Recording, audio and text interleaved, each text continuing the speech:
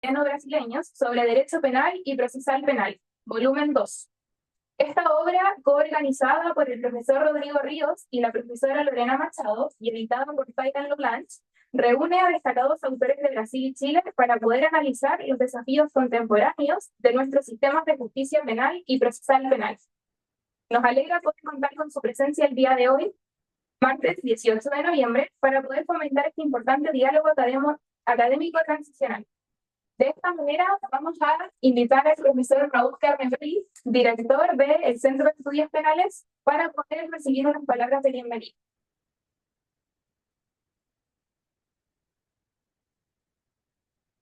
Muy buenas tardes a todas y a todos.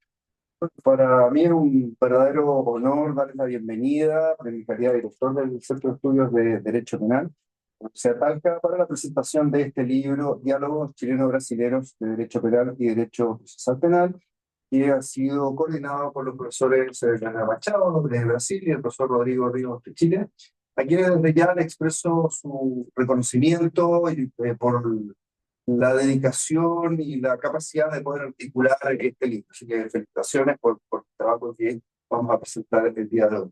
Este libro no es solamente una compilación de estudios, se unen dos tradiciones jurídicas, podríamos decir, dos comunidades académicas y dos formas de reflexionar sobre los distintos desafíos que se presentan tanto en el ámbito del derecho penal como del derecho procesal. En un escenario global con el cual estamos viviendo. Los problemas que se enfrentan son cada vez comunes, complejos, transnacionales. Obras como esta se vuelven ya desde esta perspectiva ya indispensables, podríamos decir, para enriquecer los enfoques en nuestra disciplina y renovar las preguntas que también van surgiendo y los nuevos desafíos que también se van presentando.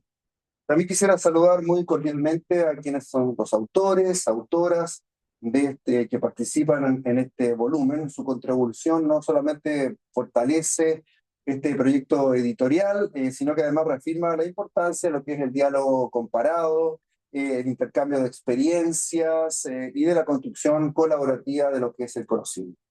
A todas y todos ustedes, a quienes que han sido autores, quienes están coordinando esta obra, bueno, desde ya felicitaciones por su generosidad intelectual y por poner a disposición de la comunidad jurídica una obra de esta envergadura.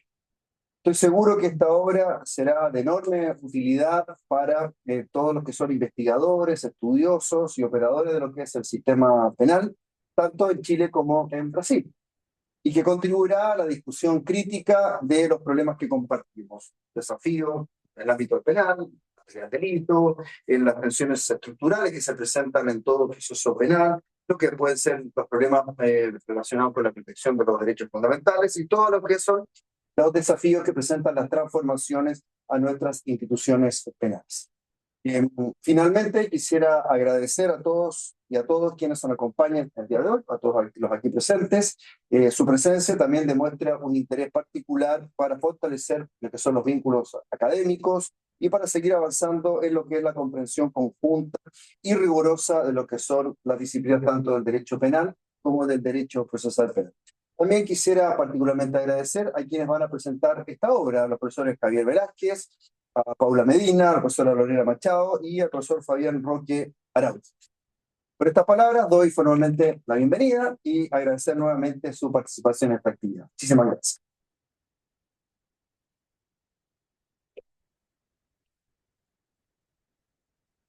Muchas gracias, profesor. A continuación, recibimos al profesor Rodrigo Ríos, coordinador del libro, quien nos expondrá unas breves palabras en base a la presentación.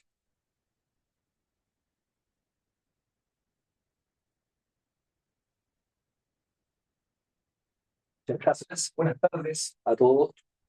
Tal como decía Raúl, director del Centro de Estudios de Derecho Penal de la Universidad de Talca, es una alegría estar compartiendo acá en Santiago por primera vez lo que dice en relación con la presentación de este proyecto colectivo que ya tiene un par de años ya en funcionamiento.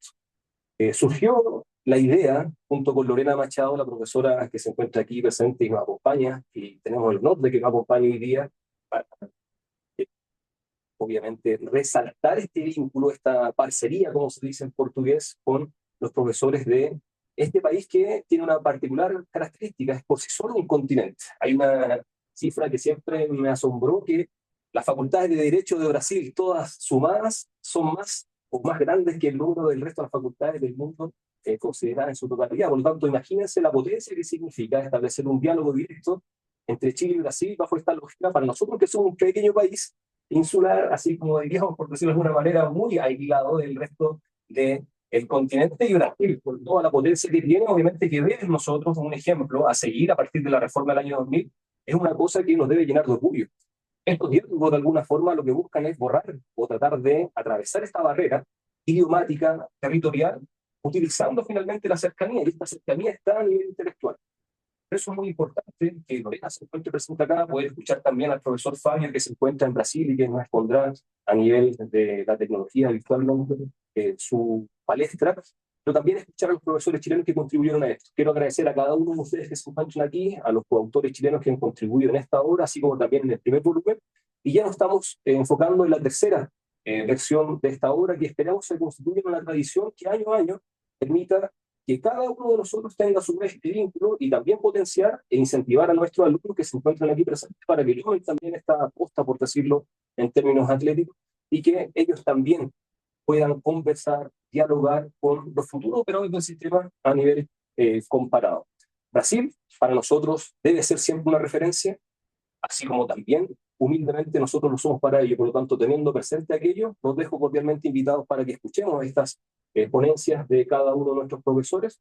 A partir de allí, luego entonces sacar estas ideas para seguir avanzando, reflexionando desde un punto de vista crítico, pero siempre respetuoso de lo que es el debido proceso. Muchas gracias a la Universidad de Talca, nuestro director que se encuentra aquí presente, a Tatiana y a Gloria también, que han organizado magníficamente también esta actividad. Y por lo demás contribuyeron también como coautoras del libro. Muchas gracias a ustedes.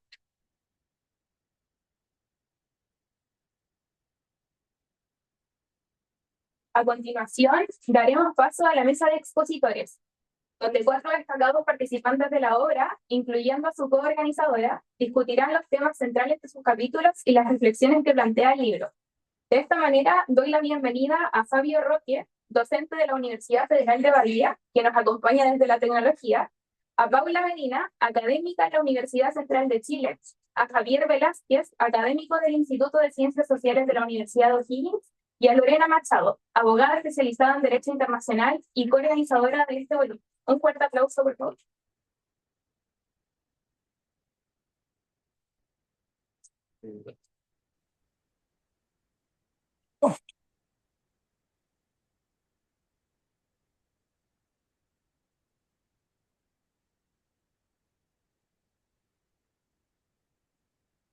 Muy buenas tardes. Bueno, reiteramos los agradecimientos a todos quienes han hecho posible esta actividad. Bueno, la función, ¿no es cierto?, de esta mesa es justamente que cada uno de los autores que aquí está presente pueda hacer una exposición relativamente breve respecto del artículo con el que colaboraron en este libro. Partirá la profesora Paula Medina, luego corresponderá a Javier Velázquez y finalmente a Lorena Machado, ¿cierto?, que nos acompaña aquí presencial. Así que agradecemos su presencia desde Brasil a Chile. La modalidad para realizar esta mesa va a ser una exposición de 7 minutos por cada uno, y yo voy a estar moderando el tiempo, así que les avisaré cuando les quede el último minuto, ¿ya?, para cerrar. Por lo tanto, damos inicio. Solicito que pueda indicar entonces el título de su ponencia y luego la palabra es suya, profesora Paula Medina. Muchas gracias, Tatiana. Muy buenas tardes a todos y todas. Un gusto compartir con ustedes acá. Quisiera partir agradeciendo al Centro de Estudios de Derecho Penal de la Universidad de Talca, en especial a Gloria, a Tatiana y a Raúl, por la acogida acá en este espacio. El capítulo que me corresponde comentar se denomina Victimización secundaria, evidencia científica y desafíos normativos en el proceso penal chileno. Lo escribimos en conjunto con María Paz Rute, acá presente, académica de la Universidad de San Sebastián. Sin duda, la atención hacia la problemática de la victimización secundaria se inscribe a nivel nacional e internacional en un contexto más amplio en el cual la figura de la víctima aparece situada hoy en día en el discurso público, mediático y político, en un lugar de gran centralidad y visibilidad que ha presionado por la consideración de sus necesidades, su traducción en derechos, lo que ha tenido un correlato en el ámbito legislativo, procesal y penal. En este marco, el tema de la victimización secundaria es uno de los aspectos victimológicos que ha surgido con fuerza. Entendemos la victimización secundaria como el daño adicional que sufre una víctima de delito, ya no como consecuencia directa de la conducta delictual, sino como resultado de la interacción con la sociedad en su conjunto y en particular con el sistema de justicia penal. Procedimientos, interrogatorios y en general una respuesta o un tipo de trato inadecuado o insensible a sus necesidades.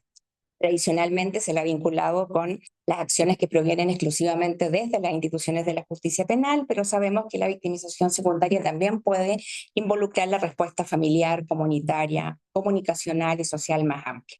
Para los fines de este trabajo, sin embargo, en la respuesta penal. La relevancia que a nuestro juicio tiene el tema de la victimización secundaria está dada básicamente por tres elementos. Primero, por la afectación a los derechos fundamentales de las personas víctimas de delito y el potencial efecto dañino o negativo en su bienestar.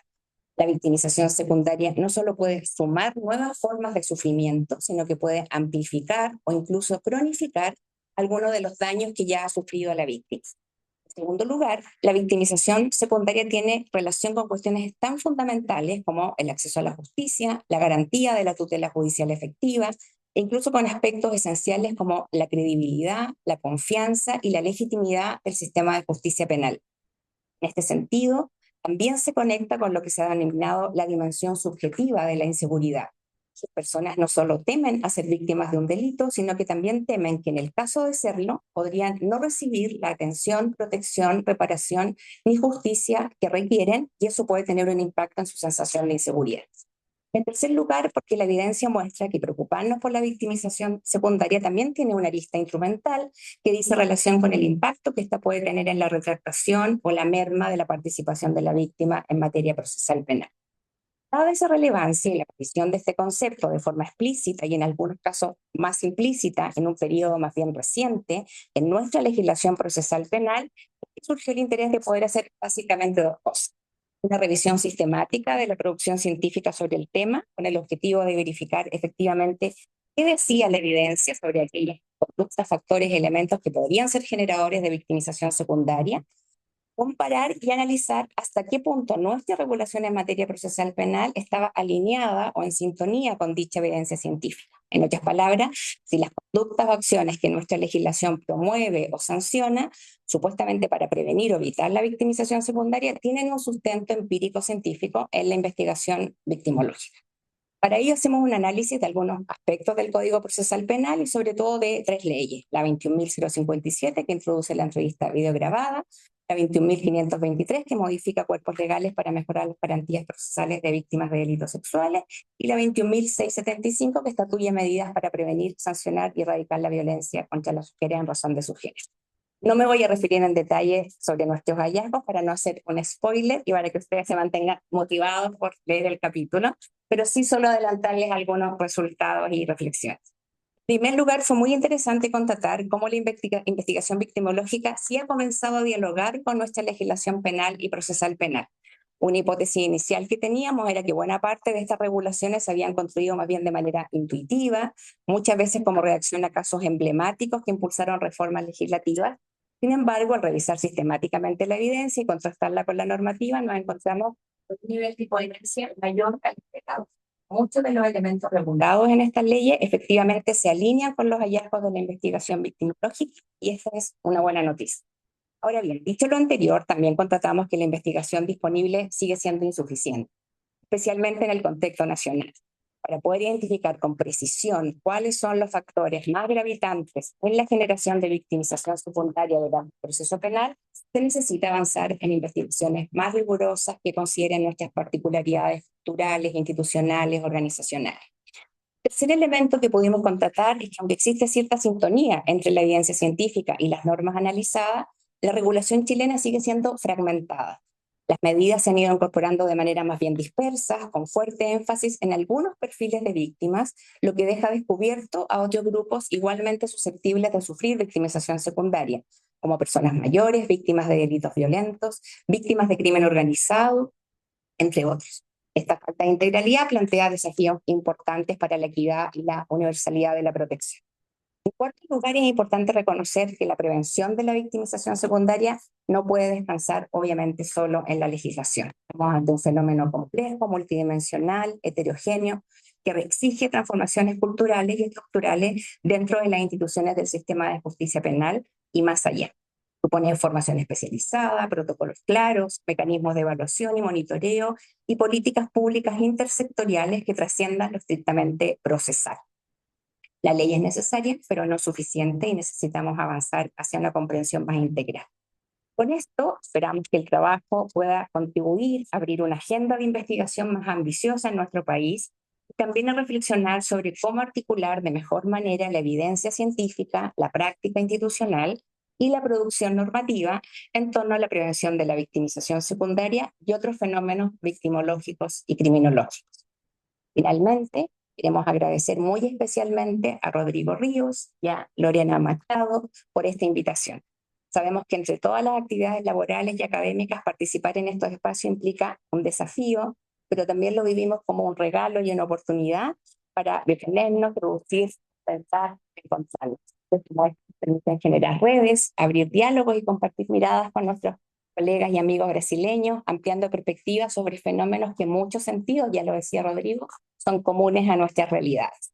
Muchísimas gracias por la invitación, por el apoyo, por este libro y por la oportunidad de estar hoy día.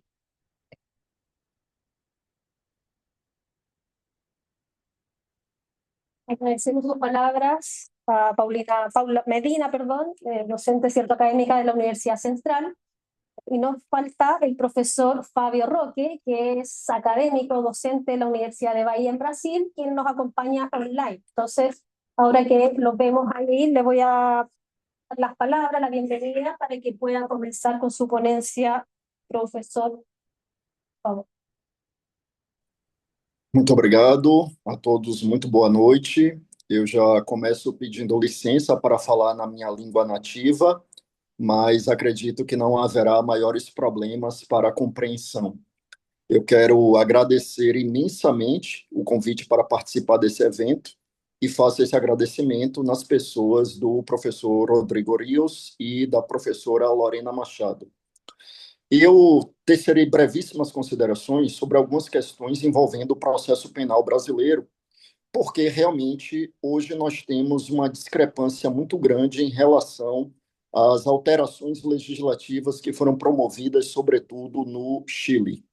Aqui no Brasil, nós convivemos com um Código de Processo Penal que remonta ao ano de 1941, época em que vivíamos um período ditatorial, e o nosso código é declaradamente inspirado no código de Arturo Rocco, ministro da Justiça de Mussolini.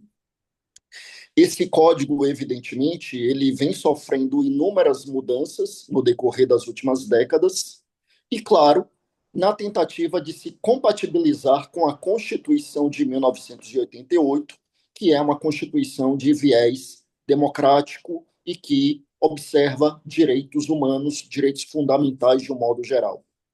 Mas nós ainda convivemos com alguns avanços e retrocessos e sempre na busca desse difícil equilíbrio, ou pelo menos a tentativa é muito difícil, de encontrar um equilíbrio entre segurança pública, persecução penal efetiva e de qualidade e observância e preponderância dos direitos fundamentais de vítimas e de pessoas acusadas.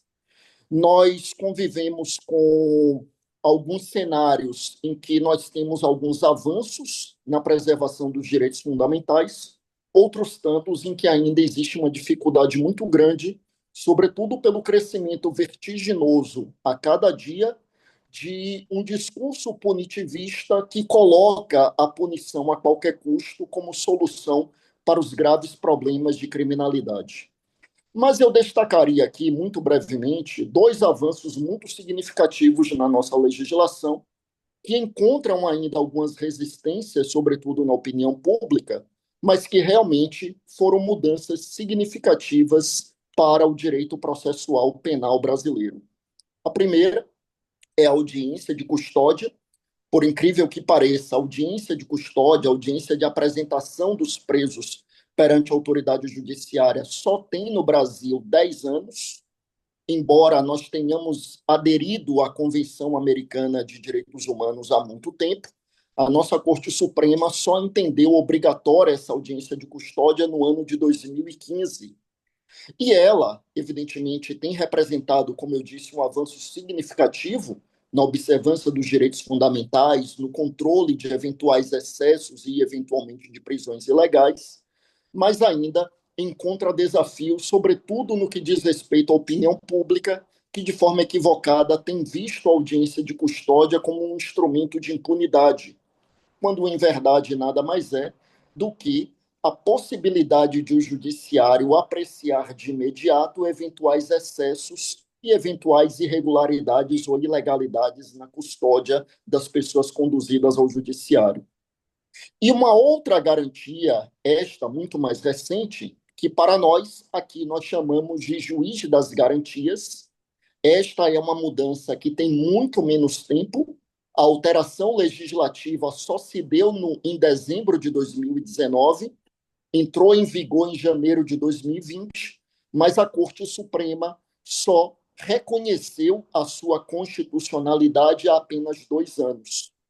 E nada mais é a figura do juiz das garantias na nossa legislação do que a ideia de que o juiz que participou da persecução na fase de investigação não poderia atuar na produção de provas durante o processo em que haveria aí sim o amplo contraditório e a ampla defesa. Essa é uma mudança, como eu disse, muito recente na nossa legislação, mas que objetiva, evidentemente, potencializar, podemos dizer assim, a imparcialidade do julgador. Entendida aqui a imparcialidade, nada mais como o distanciamento do julgador daquela prova que deve ser produzida em contraditório. Então, eu destacaria aqui muito brevemente esses 2 avanços muito significativos na nossa legislação, esses desafios na sua implementação e, sobretudo, na sua aceitação, porque quando não há uma aceitação, essa resistência acaba gerando alguns reveses de cunho legislativo, e este é um cenário desafiador para a legislação brasileira, desafiador para as questões envolvendo a criminalidade no Brasil, desafiador, sobretudo, para a realização de julgamentos que efetivamente estejam pautados na imparcialidade e, evidentemente, na preservação dos direitos fundamentais. Procurando observar aqui o tempo que me foi conferido, eu encerro aqui com essas observações, reiterando os agradecimentos pelo convite, não apenas para participar aqui deste evento, mas, sobretudo, para participar da obra coletiva, onde tive a honra de ser coautor da professora Lorena Machado, que aí se encontra. Muito obrigado e sigo aqui à disposição.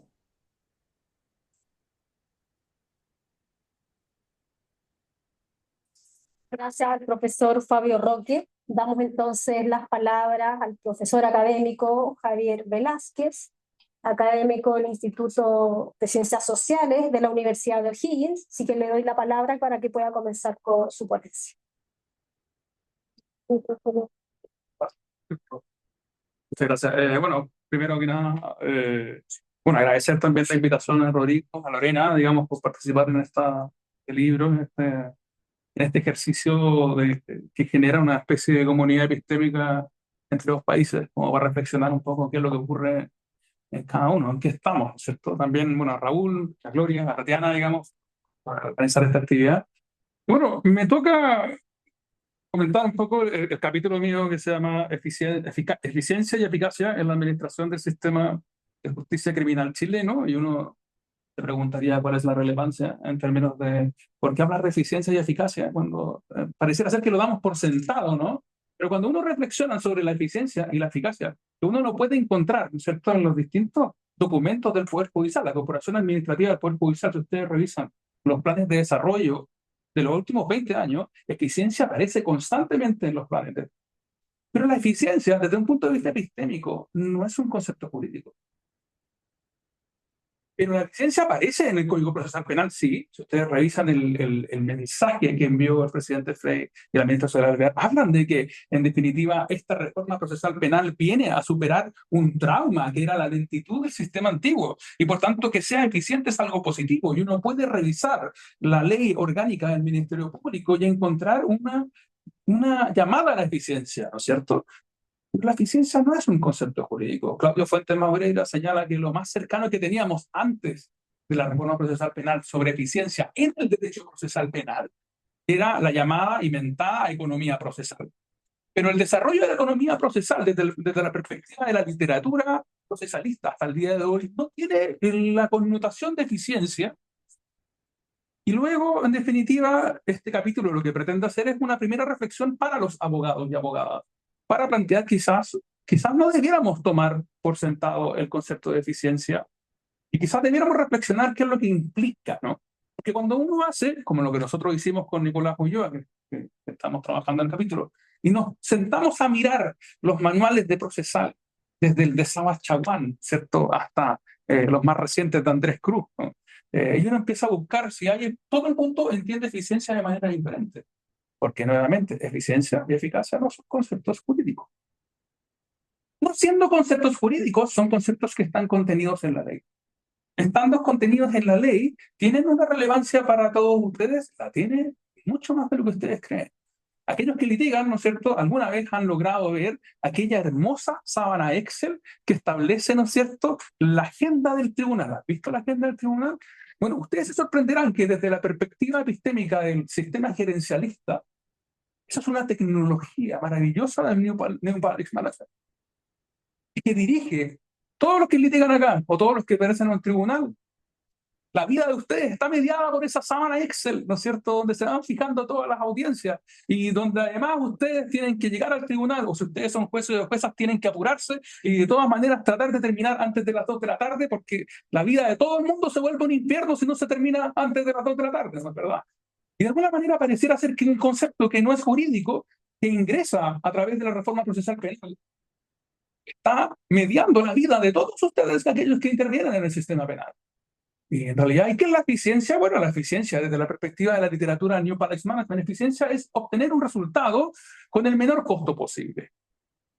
Pero la eficiencia viene acompañada del concepto de eficacia, que es obtener el mejor resultado posible.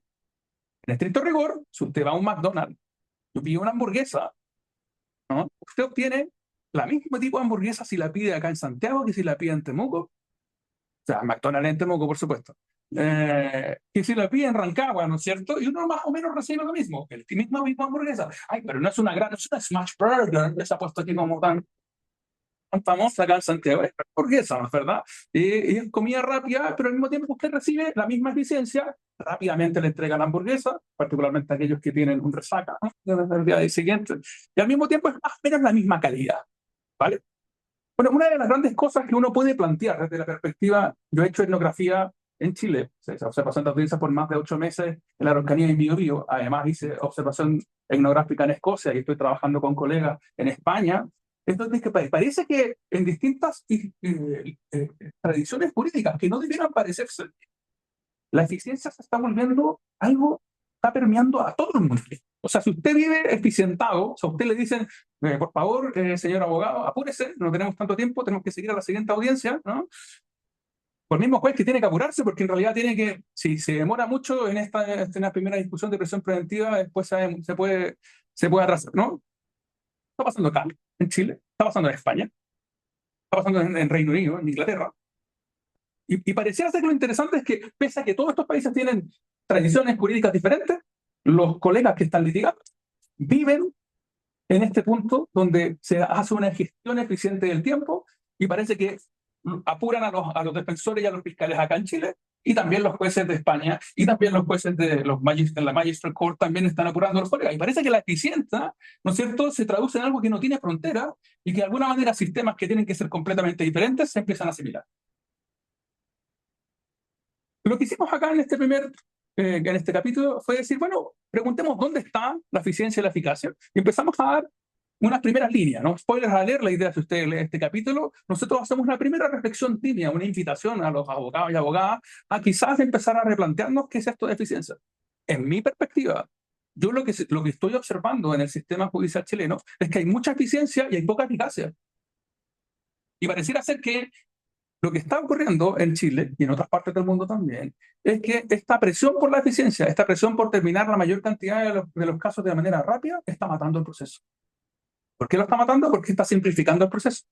Que la capacidad de argumentar jurídicamente en profundidad solamente se las dejan a aquellas audiencias que son transmitidas en el canal de YouTube del Poder Judicial. Pero si tu audiencia no está transmitida en el canal de YouTube, entonces tienen, no sé, 5 minutos para alegar una prisión preventiva. Ahora, el planteamiento acá, esto no es solamente en Chile. El capítulo lo que propone es un poco explicar cómo entra en Chile. Pero no es solamente en Chile. Y esto también en el fondo está la idea, estamos haciendo diálogos chilenos-brasileños, y en el fondo pareciera ser que esta idea de eficiencia apurada, que no tiene eficacia, está permeando en distintas jurisdicciones. Y lo puedo decir yo, que he hecho trabajo etnográfico en más de una de jurisdicción. Lo interesante es que no teniendo que parecernos, la presión del tiempo y esta presión por gastar menos recursos en las audiencias y en definitiva por tener la mayor cantidad de audiencias, aunque el resultado sea el que sea, está siendo bastante común en distintas partes. El problema es que cuando la justicia se transforma en un mal McDonald's, porque hasta el McDonald's tiene al menos un límite de calidad, de eficiencia y eficacia. Pero si el resultado de justicia para la gente que no aparece en YouTube, por tanto que no tiene estos casos rimbombantes que aparecen, es simplemente una mala calidad, entonces que lo que quiere decir es que la eficiencia se come el proceso. Y eso ya no es justicia. Muchas gracias.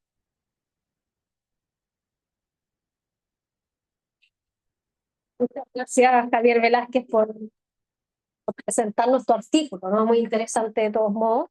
Y para ya finalizar nuestra mesa, vamos a darle las palabras a Lorena Machado, que ya la han presentado. Bueno, ella es abogada especializada en Derecho Internacional y además coordinó también la elaboración de este libro.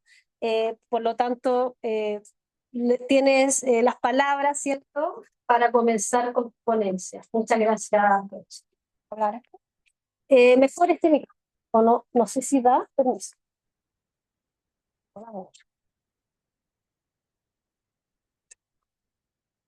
No nos cambiemos de puesto.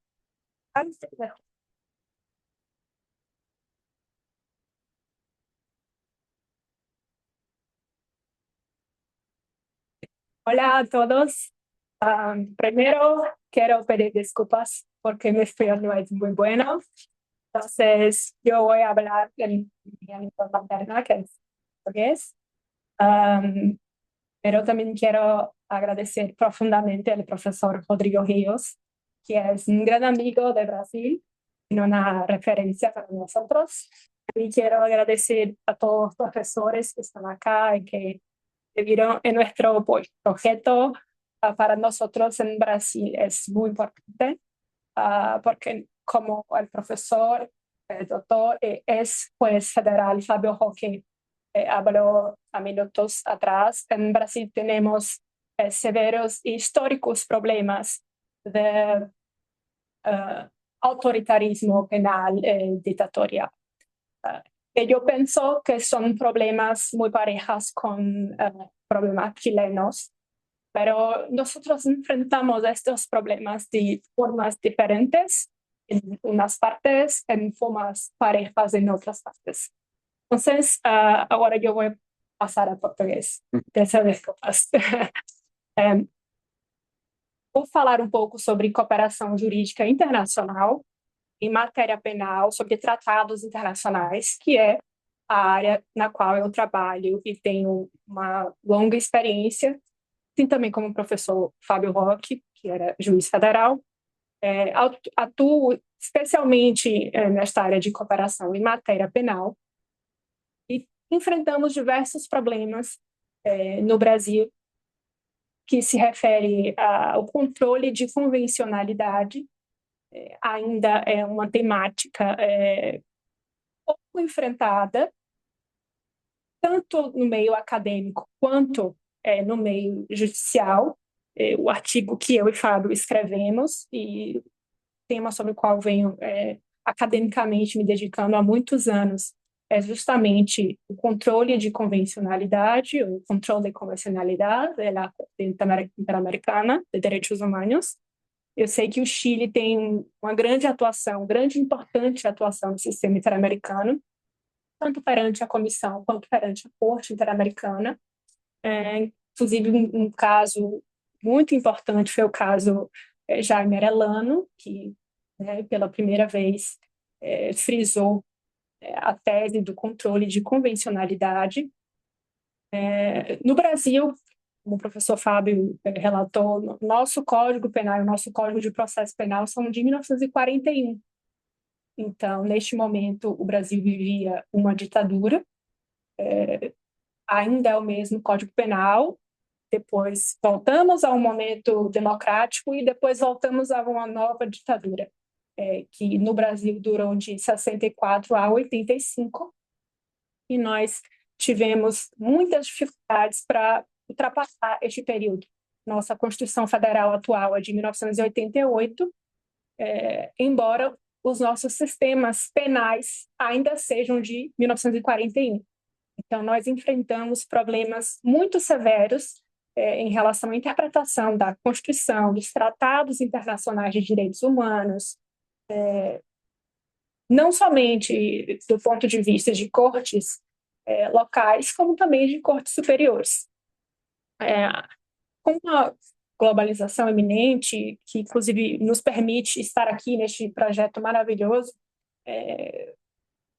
temáticas relacionadas a questões interpaíses e de cooperação jurídica internacional, como a transferência de procedimentos, a extradição, a transferência de pessoas condenadas, a transferência de presos, foram cada vez mais sendo suscitados.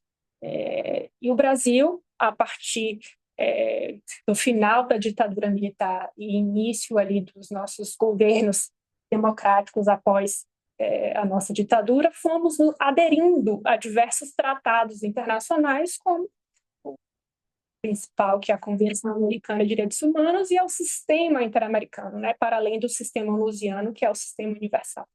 E a partir disso, fomos nos vinculando a vieses democráticos no âmbito do sistema de justiça,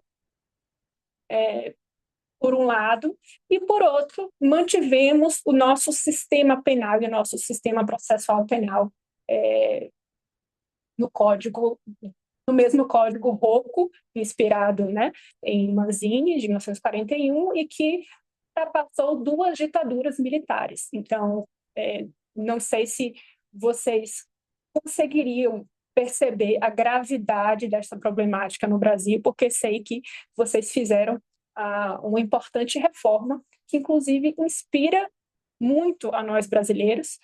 Estivemos aqui professores, professoras, juízes, defensores públicos, membros do Ministério Público em 2017, estudamos aqui toda a reforma que vocês fizeram no sistema de justiça criminal, e para nós foi uma grande lição. Então, nós temos muito a aprender com o Chile, é algo que sempre relatamos lá, a riqueza dessa nossa experiência, das agências de custódia, que somente fomos implementar muito depois, Enfim, então, temos diversos problemas de autoritarismo penal, não somente no âmbito político, mas se adentra também no sistema de justiça criminal, que no Brasil também se aventura por meio de uma estrutura social também muito racista e sexista. Isso é algo que também precisa ser elencado. Sabemos que essa realidade entre esses países pode ser um pouco diversa, mas o Brasil ele enfrenta esses problemas muito sérios, que tem sido cada vez mais discutido, e protocolos de enfrentamento ao racismo, etc., protocolo de gênero, têm sido implementados no Brasil. Então, passando por este apanhado inicial, passo ao controle de convencionalidade dos tratados de cooperação de direito internacional, que me debruço. Existem algumas situações em que a eficiência, professor, tem sido chamada no Brasil, assim como os acordos, né? Nós trouxemos também para o Brasil a plea bargain dos Estados Unidos. Nós fizemos primeiro a transação, depois nós fizemos o ANPT e também enfrentamos problemas semelhantes que o professor trouxe. E no Brasil, essa questão da eficiência também chega na cooperação jurídica internacional. Então, diversos modelos de cooperação, inserir a extradição, transferência de processos, já vou concluir, transferência de presas, etc., podem ser realizadas independentemente de previsão legal ou taxativa. E isso tem sido, a nosso ver, e sob o viés de diversos doutrinadores, um grande problema, sobretudo tendo-se em vista uma estrutura autoritária do nosso sistema de justiça criminal, os tratados internacionais de direitos humanos aos quais nós estamos vinculados, sobretudo ao subordina a Corte Interamericana de Direitos Humanos. A Corte Interamericana de Direitos Humanos aduz que cabe a ela, em última instância, e somente a ela, a interpretação última da Convenção Americana de Direitos Humanos e dos tratados internacionais de direitos humanos do nosso bloco regional, que a gente pode falar assim, né, aqui, da região interamericana. E pedidos de reciprocidade têm sido utilizados quando não há a previsão específica para a realização daquela operação. E isso também é um grande problema, porque viola os princípios da legalidade no processo penal e diversos tratados de direitos humanos. E a Corte Interamericana tem se manifestado reiteradamente sobre as violações do Brasil no âmbito tanto da repressão policial, como também no âmbito do sistema de justiça criminal, com encarceramento em massa de grupos específicos, e de não enfrentamento ao autoritarismo e não realização do controle de convencionalidade. Posso dizer? Terminaste la ponencia? Não, posso que sim. Tienes que concluir. Bom, então, para concluir, gostaria muitíssimo de agradecer a todos. Reitero desculpas pela ausência do espanhol, mas entendo que também enriquece este momento, já que é diálogos chileno-brasileiros de direito penal e processual penal.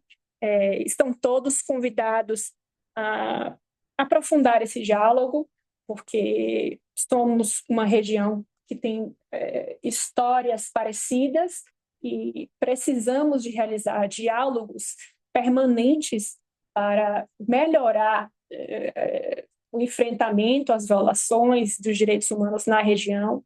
Em Brasil, nós temos os nossos grupos específicos que mais sofrem essas violações aos direitos fundamentais. E reitero o convite a todos para a leitura dos volumes.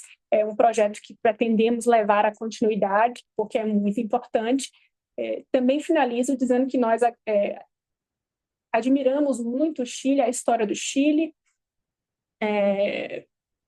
o posicionamento de memória e verdade que o Chile tem, que tem muito a ensinar para nós brasileiros, que demoramos muito tempo para enfrentar algumas questões sobre o autoritarismo. E com isso eu encerro a minha fala, agradecendo a todas e todos, me colocando à disposição.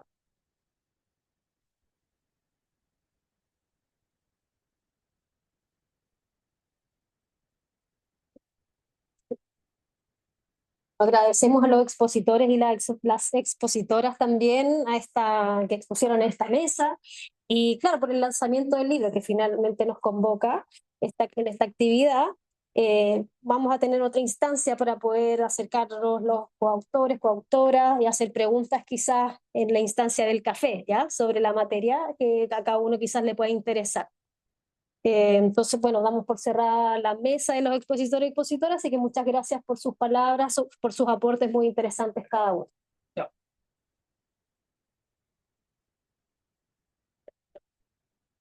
Reiteramos nuestros agradecimientos a nuestros expositores, Javier Velázquez, Paula Medina, Lorena Machado y Javier Roque, por sus excelentes presentaciones y por compartir con nosotros el día de hoy sus investigaciones.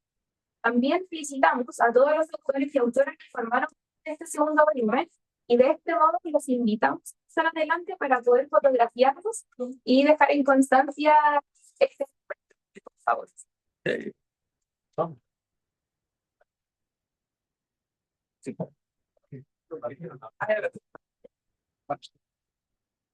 Acá adelante.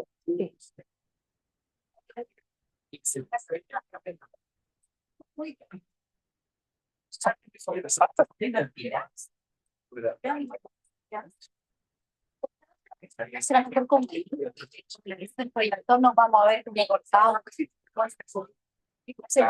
Eso, yo creo que va a si ver con la cuestión ahí.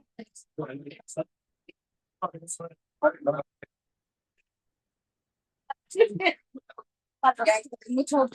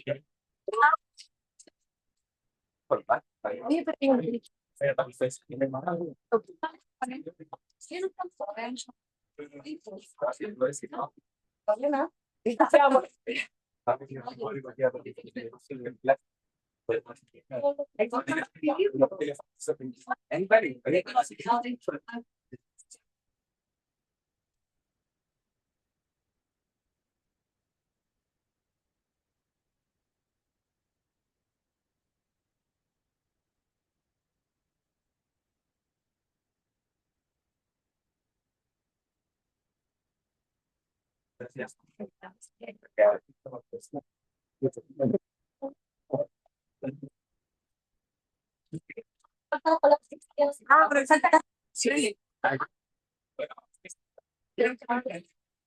Terminamos la.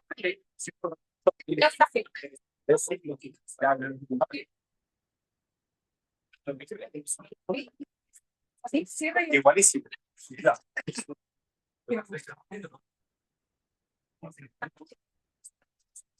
Creo que nos vamos a ir. Sí,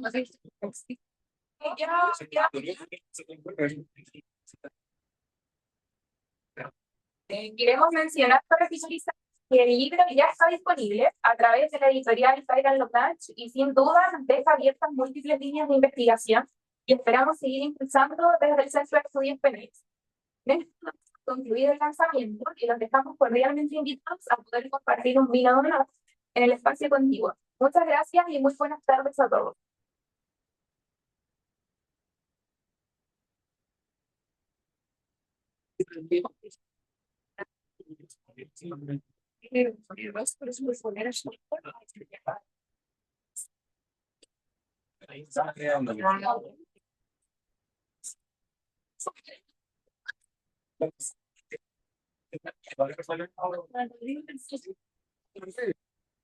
Sí, sí.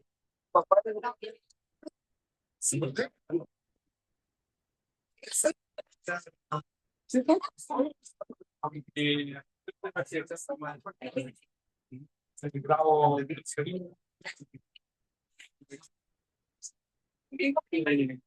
por el momento con Pablo Vázquez. Trabajando con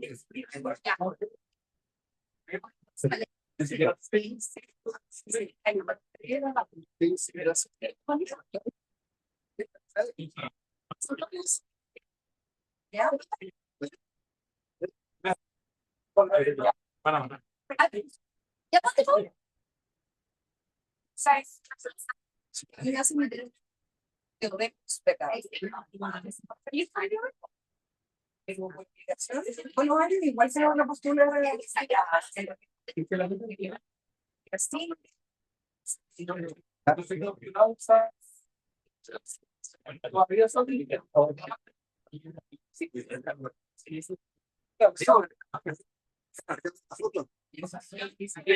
Sí, sí, mira. Siempre fotos ahora.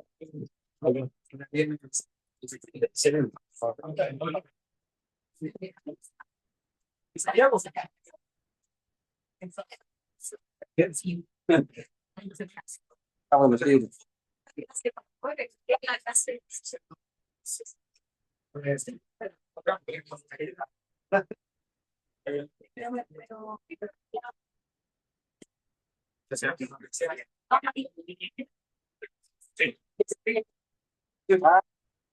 No, no, nunca es más. Todavía no.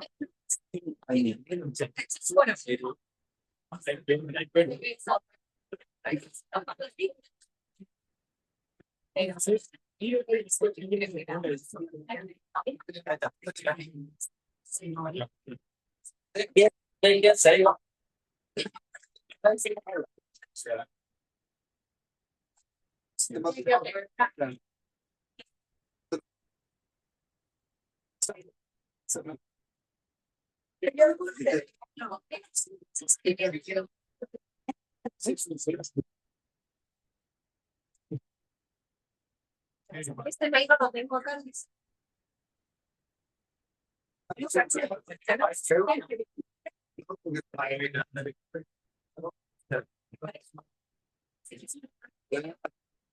Yo pensé que había